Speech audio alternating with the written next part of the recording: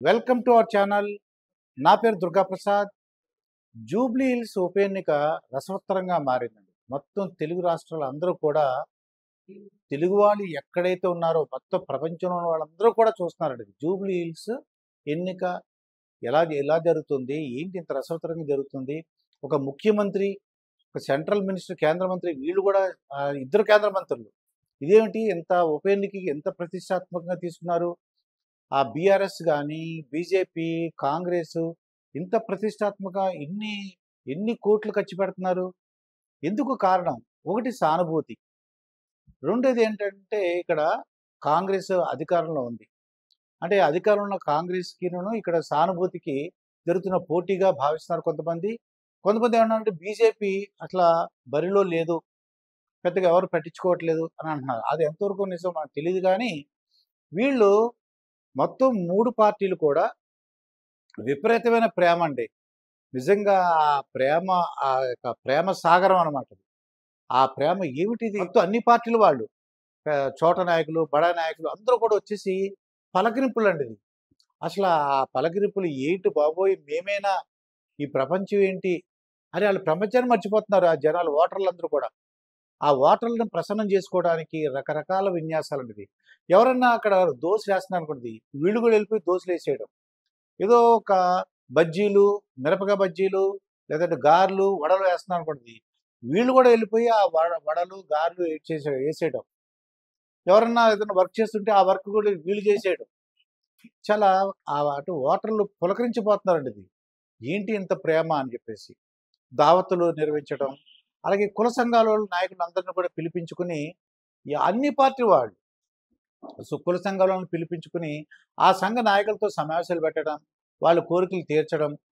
Congress party అయితే ఏం చేసిందంటే 100 ఏళ్ళకి కలిపి ఒక నాయకుడిని పెట్టిందండి. ఇంటింటికి తిరిగే ప్రచారం బీజేపీ వాళ్ళు.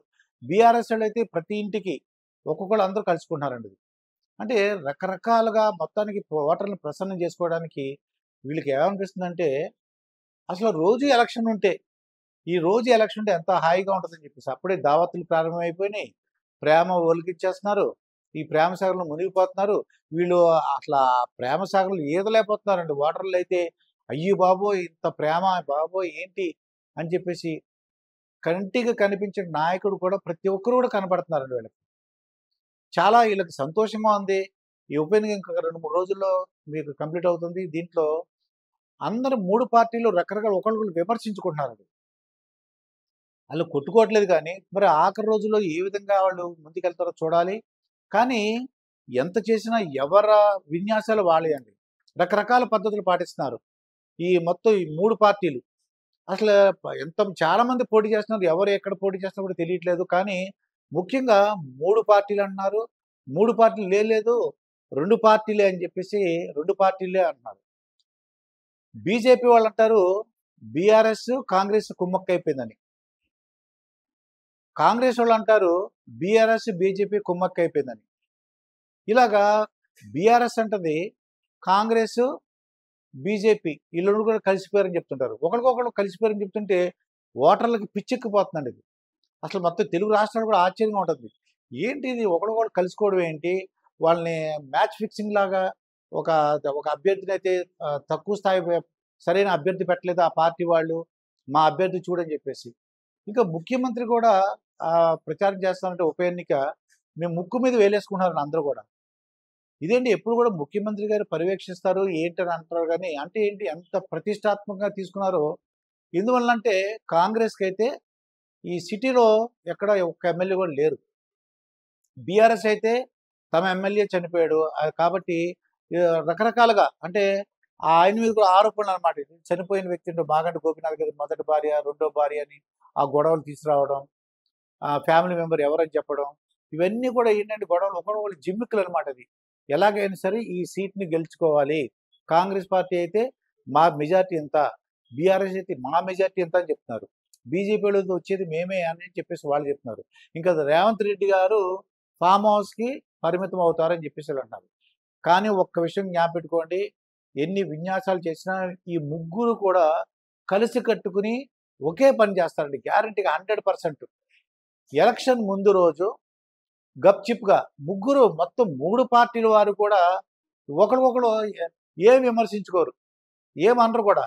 ఏంటి కార్యక్రమం అనుకున్నారు? చూడండి, ఇది ఎవరన్నా ఈ ఏ కార్యక్రమం చేసినా దాన్ని విమర్శిస్తున్నారు మిగతా అపోజిషన్ పార్టీ వాళ్ళు. కానీ ఆఖరి రోజు చేసే కార్యక్రమానికి ముగ్గురు గప్‌చిప్‌గా, అంటే ఎక్కడ దొంగలు అక్కడ గప్‌చిప్ అన్న టైప్‌లో వాళ్ళు చేస్తారండి. అదే డబ్బులు పంపిణీ. కిషన్ రెడ్డి గారు అంటున్నారు, చాలామంది ఆశ్చర్యపోయారు. 10,000 ఓటుకి 10,000, 20,000 ఇస్తున్నారంటున్నారు. ఇదేంటిది అంత రేట్ ఏంటండి? ఏదో దావత్ అంటారు. ఒక పలావ్ ప్యాకెట్ అని ఇదివరకు మొట్టమొదట్లో ఇచ్చేవారట. మైసూరారెడ్డి గారితో ఇంటర్వ్యూ చేసినప్పుడు ఆయన చెప్పారు. కొంతమందొచ్చి అడిగేవారంట. వీళ్ళు ఎలా అలవాటైందంటే, "ఏవండీ మేము ఓటేస్తాము. మాకు కొద్దిగా ఏమన్నా ఒక ఇది మజ్జిగనును కొద్దిగా తిండి నాకేమైనా పెట్టమని" అంటే ఒక పలావ్ ప్యాకెటు, ఏదో ఒక సారా ప్యాకెట్ ఇచ్చేవారట వెరీ బిగినింగ్‌లో. అటువంటిది కిషన్ రెడ్డి గారు అంటున్నారు, కొన్ని పార్టీలు వాళ్ళు 10,000, 20,000 ఓటుకి ఇవ్వడానికి రెడీగా ఉన్నారని చెప్పేసి ఆయన అనౌన్స్ చేశారు. అందరూ కూడా ఆశ్చర్యపోయారండి. ఏంటి ఓటు విలువ ఇంత అని చెప్పేసి. చాలామంది సంస్థలు ఏమంటున్నాయంటే, ఎట్టి పరిస్థితుల్లో కూడా మీరు మీ ఓటును అమ్ముకోవద్దు. మీరంటే ఏంటో మీ ఇండివిడ్యువాలిటీ చూపించండి. ప్రతి ఒక్కరు ఓటు వేయండి. ఓటు వేయడం మానకండి. రండి. తప్పకుండా ఓటు వేయండి. డబ్బులు తీసుకోకండి అంటున్నారు. ఇది స్వచ్ఛంద సంస్థలు, ప్రజాస్వామ్యవాదులు. మీరు డబ్బులు తీసుకోవద్దు. వాళ్ళు ఇచ్చినా కూడా తీసుకోవద్దని చెప్తున్నారు. కొంతమంది ఏం చేస్తారు? ముగ్గురు దగ్గర డబ్బులు తీసుకుంటారు. ఆ ముగ్గురు దగ్గర డబ్బులు తీసుకొని వాళ్ళకి ఎవరో నచ్చిన వాళ్ళకి ఓటేసుకుంటారండి. డబ్బులు తీసుకోవడం మాత్రం 3 పార్టీల దగ్గర. అక్కడ నిజాయితీగా ఏం చెప్పాలి? నాకు వద్దని చెప్పాలి. కానీ ముగ్గురు దగ్గర ఎవరిస్తే వాళ్ళు తీసుకోవడం. ఎంతిస్తే అంత తీసుకోవడం. ఆ సంస్కృతి మారాలండి. నిన్న గోపీనాథ్ రెడ్డి గారు చెప్తున్నారన్నమాట. అంటే మాజీ డీజీపీ. ఆయన ఏమంటారంటే, మొత్తం అన్ని పార్టీలు కలిసి మేము ఒక్క రూపాయి ఇవ్వము. మీరు ఓటు వేస్తే వేయండి, లేతే లేదు. మేము ఒక్క రూపాయి ఇవ్వమని చెప్పేసి అన్ని పార్టీ వారు కలిసికట్టుగా చేయగలరా అంటే వాళ్ళు చేయరు. ఎవరికి వాళ్ళు గెలవాలన్న కోరికతో డబ్బులు పంచడం. అతను ఒక కొంత ఇస్తే అమౌంట్ దానికన్నా ఇంకెక్కువని వీళ్ళు, ఇంకా ఎక్కువ అని చెప్పేసి వాళ్ళు, ఎవరికి వాళ్ళు డబ్బులు పంచటం. గప్‌చిప్‌గా ఆ డబ్బులు పంచే కార్యక్రమం మాత్రం ఒకళ్ళు కూడా అబ్జెక్షన్ పెట్టరు. అబ్జెక్షన్ పెడితే గొడవలయిపోతాయి. నాకిచ్చే డబ్బులు మీరు అంతే పోగొడతారని చెప్పేసి అదొక బ్యాడ్ నేమ్. అందుకు ఓటేయరేమన్న భయం. నాకొచ్చే డబ్బులు మీరెందుకు పాడు చేస్తున్నారని చెప్పేసి ఎవరైతే ఆప్ చేశారో, ఒక పార్టీ వాళ్ళు డబ్బులు ఇస్తుంటే ఇంకో పార్టీ వాళ్ళొచ్చి ఆపారనుకోండి ఇది. మరి కోపం వచ్చి అవతల పార్టీ వాళ్ళకి అస్సలేయరు ఓటు. అదో భయం వాళ్ళకి. అందువల్ల 3 పార్టీలు, అంటే ఎన్ని పార్టీలైనా సరే, వాళ్ళు గప్‌చిప్‌గా ఎవరు డబ్బులిచ్చినా తీసుకొని గప్‌చిప్‌గా కార్యక్రమం మొదలుపెడుతుంటారు. విపరీతమైన ప్రేమ, అభిమానం చూసి మొత్తం వాళ్ళు తడిసి ముద్దవుతున్నారు. మరి ఈత కూడా నేర్చుకోవాలనుకుంటున్నారన్నమాట. ఏంటి? ఆ ప్రేమ సాగరంలో ఈత రాని వాళ్ళందరూ కూడా ఈత నేర్చుకుని, ఆ నాయకులందరూ కురిపించే మొత్తం అన్ని పార్టీ వారు కురిపించే ప్రేమలో మునిగిపోయి తేలటం చాలా కష్టంగా ఉంది. మేము ఈత రాదు, ఈత నేర్చుకుందాం అంటున్నారండి. చాలా గమ్మత్తుగా ఉంది. మరి మత్తు కూడా ఇస్తున్నారు. అంటే మత్తు అంటే ఏంటి? ఏదో దావత్తులు కూడా జరుగుతున్నాయి. కుల సంఘాలను సమీకరించారు. తెలియని వాళ్ళందరూ కూడా అందరూ వచ్చేసి పలకరించటం. చూద్దాం మరి ఏ పార్టీ ఎవరు గెలుస్తారు? ఎంత మెజారిటీ వస్తుంది? జూబ్లీహిల్స్ ఎన్నిక ఎలా రసవత్తరంగా ఉంది? ఏం జరగబోతుందో తెలుగు రాష్ట్రాల వాళ్ళు చూస్తున్నారు. మరొక వీడియోతో మీ ముందుంటాను. మీ దుర్గా ప్రసాద్.